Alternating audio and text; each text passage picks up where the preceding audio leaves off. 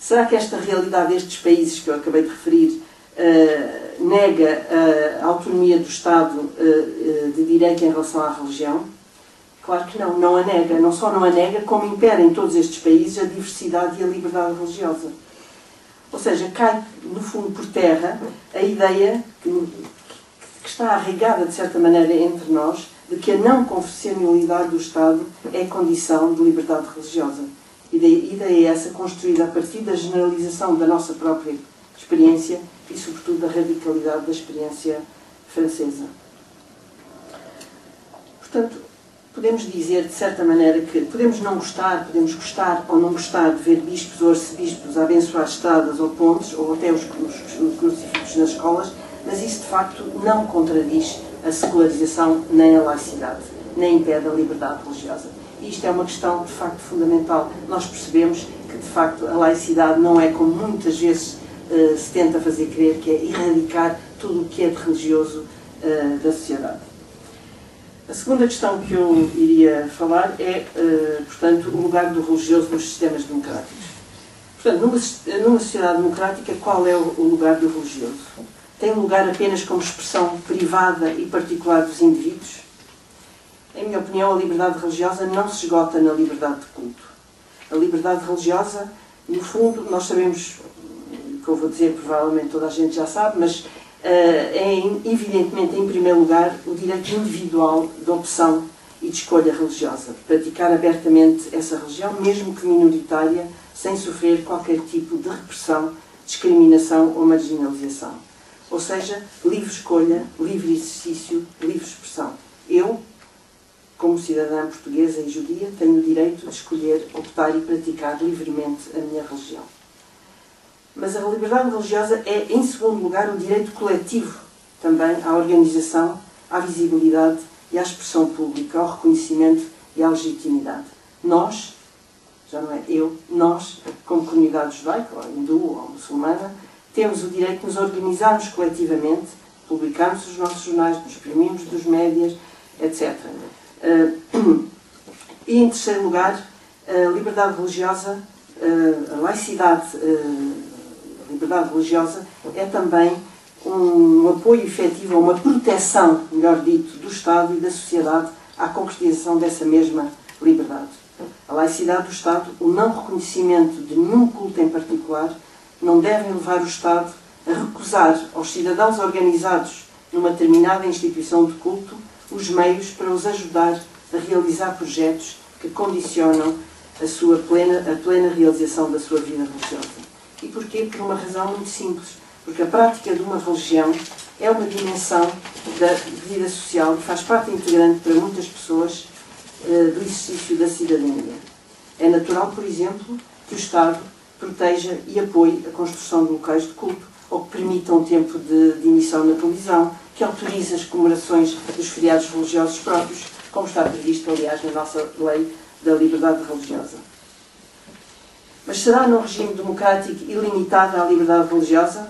É evidente que não. Como qualquer liberdade em geral tem os seus limites, também a liberdade religiosa tem os seus limites e contingências. Quais são eles? Em primeiro lugar, é o contexto social geral, quer do ponto de vista legal, quer do ponto de vista cultural. Portugal, por exemplo, tem uma determinada Constituição e um aparelho legal que assegura aos seus cidadãos determinados direitos, liberdades e garantias. Nenhuma liberdade individual ou coletiva de grupo se pode sobrepor a esse aparelho legal. Por exemplo, se um grupo étnico ou religioso tiver como prática cultural a excisão feminina ou o repúdio das mulheres em vez do divórcio ou a poligamia, costumes que vigoram eventualmente nos seus países e culturas de origem, em Portugal essas práticas devem ser e são justamente passíveis de punição judicial. Da mesma forma, em Portugal, a cultura dominante é a cultura cristã. E nada pode apagar isso, nem a importância das heranças árabes ou judaica, nem a mistinização ao longo da história. A cultura dominante é a cultura cristã e é essa que deve ser respeitada. E nós sabemos que o feriado nacional não é a sexta, não é o sábado, é o domingo, e não o Ramadão ou o Yom Kippur, como são características esses feriados de outras confissões. Estas coisas parecem-nos óbvias e evidentes à partida, e em teoria são, mas confrontadas com a realidade do dia a dia, elas deixam de ser tão óbvias. Por exemplo, a liberdade de uma mulher muçulmana andar velada deve ser total numa sociedade ocidental em que os valores de igualdade ou de emancipação da mulher são fundamentais? Ou a exigência de piscinas, por exemplo, públicas, separadas segundo o sexo, para judias ortodoxas ou muçulmanas, conforme pedido feito, por exemplo, em França, que é um pedido, em Portugal não penso que isso, que eu não conheço nenhuma realidade assim, mas nós sabemos que isso em França e em outros países existe, não irão estas práticas culturais e religiosas específicas, esses direitos minoritários contra toda uma acumulação de história, de cultura e de legislação próprias, que são, afinal, os ingredientes determinantes de uma civilização? Não se corre o risco hoje, face ao pluralismo étnico, cultural e religioso, de relativizar as culturas e de diluição dos valores?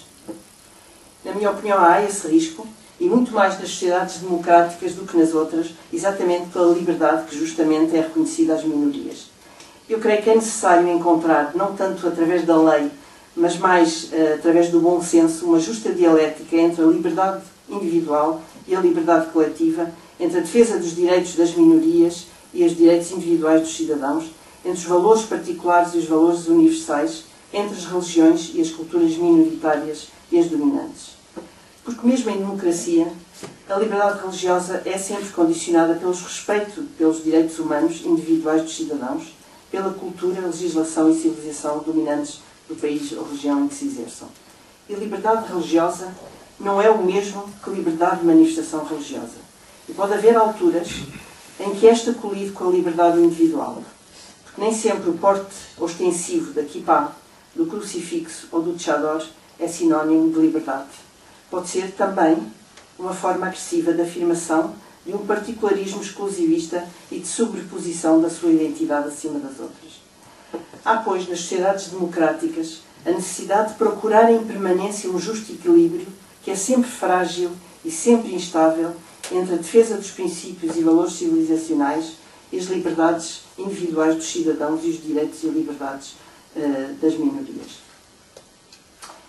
Gostaria de dizer que, de uma forma geral, eu não sou muito favorável à proliferação dos símbolos religiosos nos edifícios públicos. Mas não faço disto, de facto, uma questão fundamental e decisiva, porque, exatamente como disse há pouco, acredito que mais do que a legislação é o bom senso que deve sempre prevalecer, equilibrando sem dramas as regras decorrentes do Estatuto do Estado não confessional, por um lado, e o costume e as tradições, por outro. E não vejo qualquer problema porque, contrariamente à postura dos laicistas, entre aspas, acredito que a liberdade religiosa não tem um conteúdo essencialmente negativo, mas sim positivo. Como disse, possibilidade de expressão, de associação, de ensino, de visibilidade, já disse. E essas sim são de facto questões não negociáveis, essas são questões decisivas e não negociáveis da liberdade religiosa e que não se obtêm através da erradicação da religião maioritária. O grande erro dos apologistas do laicismo excessivo é exatamente a ideia que se obtém mais liberdade religiosa erradicando qualquer manifestação da religião maioritária. E esta é uma visão negativa da liberdade religiosa que entretém a ilusão de que a liberdade de uns se faz à custa da liberdade dos outros. E a história da humanidade já mostrou subejamente as consequências trágicas desta visão, que no limite é uma visão revanchista e totalitária.